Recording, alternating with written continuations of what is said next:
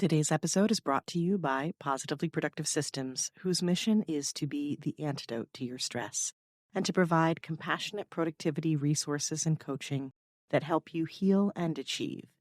Be sure to check out both free and paid resources at positivelyproductive.com/resources.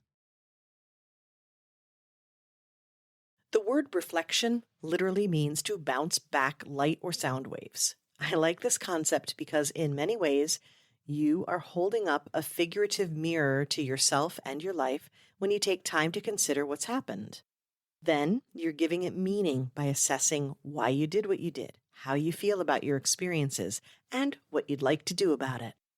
A reflective practice requires a conscious effort to think about events and develop insights into them, and it's a key component to continuous learning and, as such, continuous improvement.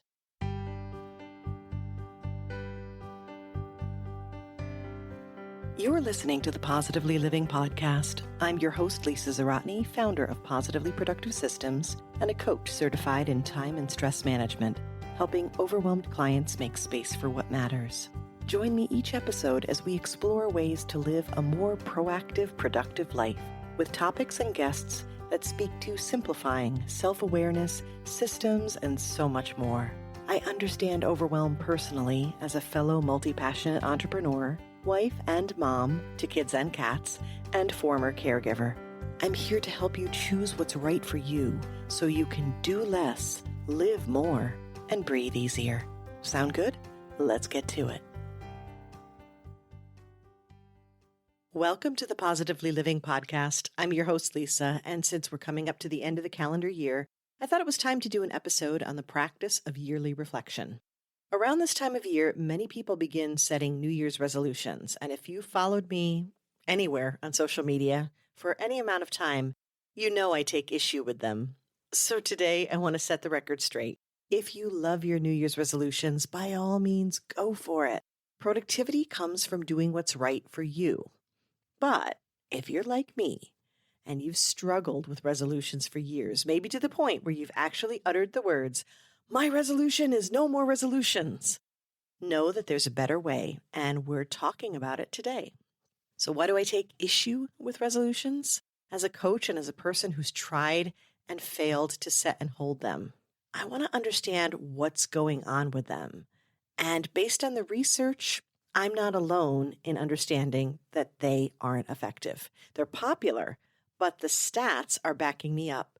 80% of New Year's resolutions fail across the board. And people are most likely to give up resolutions by about January 19th. That's not even a month in. So kudos to the ones who keep them. I mean, that's amazing. But for the rest of us, those resolutions we quit stay with us as a feeling of failure, which just adds insult to injury. So we need to do something different. Okay, Lisa, no more resolutions. I get it. But then what do? I still want to affect change. Of course, I got you. Let's start today by talking about the power of reflection and what you can do now and throughout the year to assess where you've been, where you are, and where you're going. This sets the foundation for your goals and the habits that will support them, because that's really the key. The word reflection literally means to bounce back light or sound waves. I like this concept because in many ways, you are holding up a figurative mirror to yourself and your life when you take time to consider what's happened. Then you're giving it meaning by assessing why you did what you did, how you feel about your experiences, and what you'd like to do about it. A reflective practice requires a conscious effort to think about events and develop insights into them, and it's a key component to continuous learning and, as such, continuous improvement. There are so many benefits to reflection. It helps you get the data you need to plan properly and to troubleshoot problems. It helps you step out of automation mode where you're mindlessly acting and encourages you to be more intentional. When you reflect regularly, you are most likely to catch problems when it's easier to solve them. And when your reflective practice becomes its own habit, you'll do it more efficiently and more often, which only increases the benefit. It's a positive domino effect. Now you can start to see why I would recommend this practice instead of resolutions. While resolutions are limited in scope and effectiveness, a reflective practice continually looks for solutions with a holistic approach. And bonus, it can overlap with the practice of gratitude. Reflection isn't just an annual thing, though we're talking about it in that context today. It can happen during regular intervals that work for you. Daily, weekly, monthly, quarterly, as well as yearly. And it also works really well at the end of a specific project or timeline. And as you practice it, you'll be able to tap into it in the moment as well, kind of an on-demand reflection. For example, when you're working on something and you feel you aren't performing your best, instead of belittling yourself or pushing harder, you can stop and consider the context. Have you rested enough? Are you hungry? Is there something on your mind or heart? What's impacting your work, and can you address it right now to change things? This kind of reflection gives you an opportunity to compassionately and effectively change up what you're doing. As you begin a reflection practice, start by determining what success looks like and feels like for you so you have a baseline. Remember, you're reflecting on your life and your perspective, not someone else's.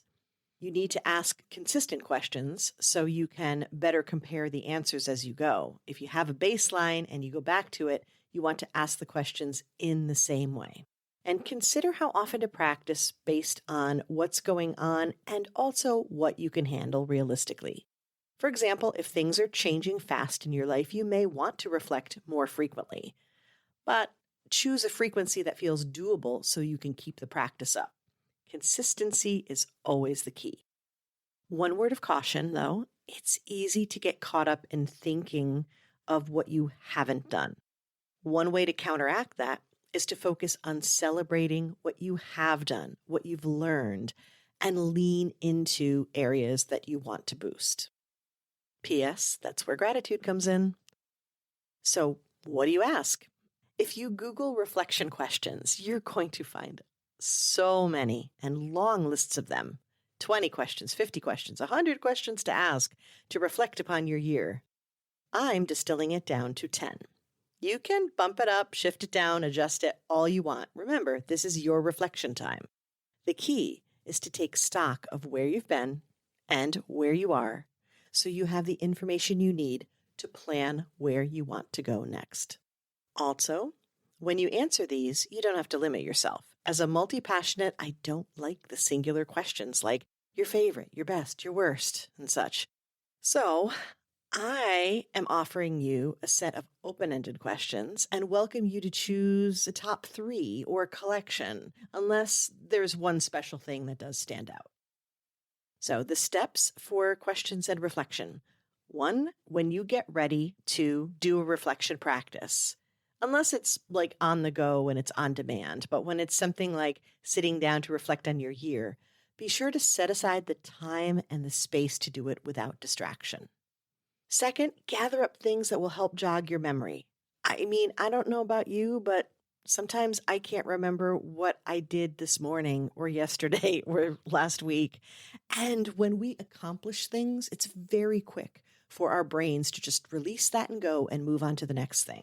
So you'll want to look back. If you have a journal, great, you can use that, but you can also flip through that huge collection of smartphone photos that you carry around, or wander through your planner, search your events in your Google Calendar, wherever it is that you have put information about what's been going on in the past year, you'll want to take a look, review all of it. Now, with all this in mind, consider these questions. What things do you celebrate the most this year? What are jumping out at you as things that excite you and you want to celebrate? What challenged you deeply? And was it expected, unexpected? How did it change you? What joy did you experience? Keep in mind, this is a little different than celebrating. You may celebrate the joy, but really, what lifted your spirits and nourished you and just opened your heart up? How has this year measured up to your expectations? What were your expectations, and did it meet it or not? And if so, how? What kinds of things from this year would you like to see more of next year? What kinds of things do you not want to take with you into the next year? What lessons did you learn this year?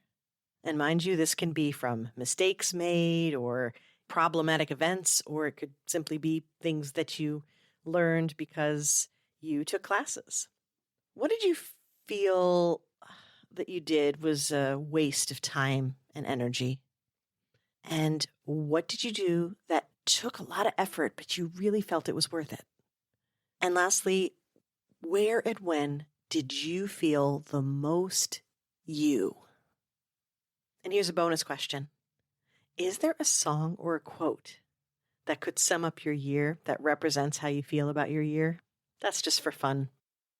Once you've completed this process, you've answered these questions to the best of your ability, could be long or short, it doesn't matter. It's taking the time to think about these answers and not just think about what the answers are, but why. Be sure to schedule the next time that you're going to reflect. And now that you have this practice in place, you can move forward with visualizing your goals and using different tactics to be intentional in the actions that you're taking. So what do you think? Does this sound like a good way to go?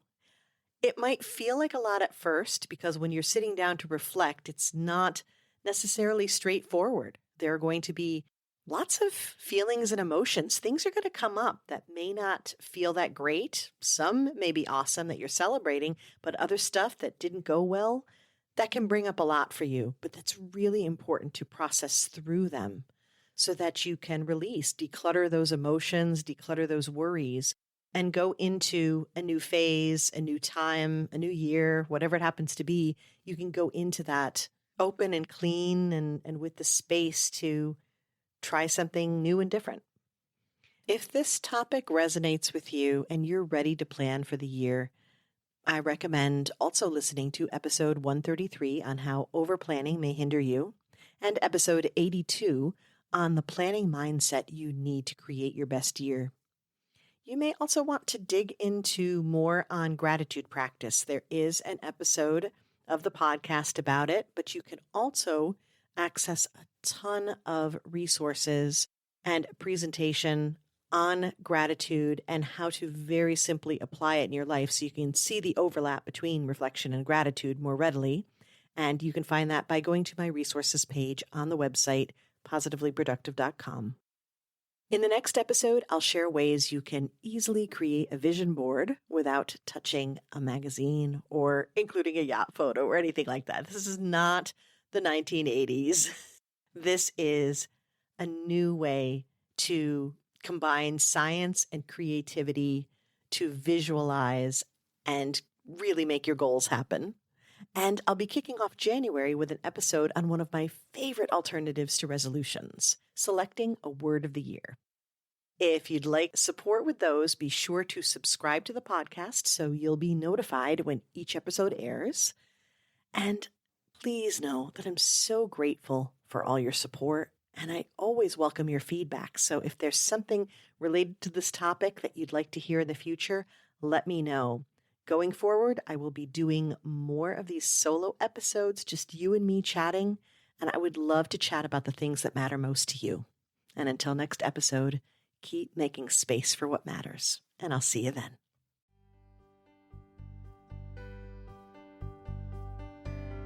Thank you for joining me today. Your time is precious and limited, and I'm honored you chose to spend it with me.